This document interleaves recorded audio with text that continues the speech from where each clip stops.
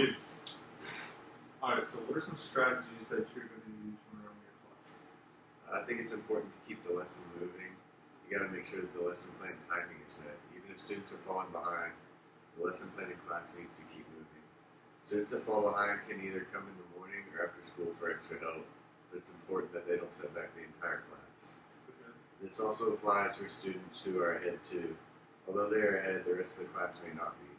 A teacher cannot base their lesson plans off of those who are ahead or behind, but for the majority of the class sets on time.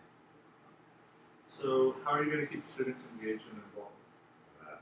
For engaging students, you can't just lecture the whole time. It's important for the students to be able to build a relationship with their teachers so they have a more comfortable learning environment. If a teacher just sits at the front of the class and lectures the whole time, the students will, one, dread coming to class because it'll be boring and they'll just be taking notes the whole time. And two, they're never going to truly learn anything because they don't apply their learning to real world. They'll just hear the information. So, what are you going to do when you encounter disruptive students? When I encounter a disruptive student or students, if they're constantly disruptive, they're going to need to be moved, seated in front of the class or near the teacher to minimize their disruption. Another good option is to seat the disruptive students next to students who are good in the class. This will help them focus and get more extra help while in the class. Although this might not always solve the problem of a disruptive student, the majority of the time it will play a big part in helping.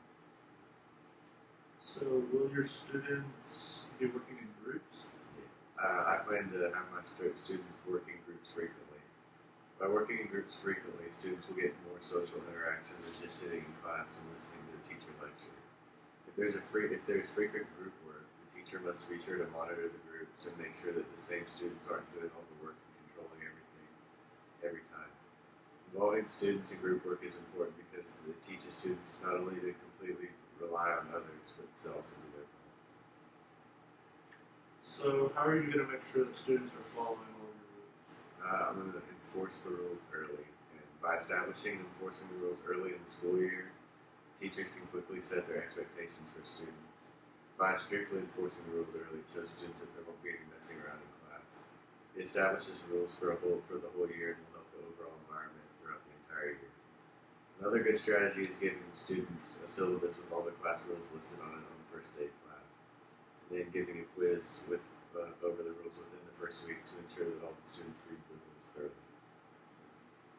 And then, what are you going to do to make sure that students have a healthy learning environment? I'm going to interview the students when there's free time.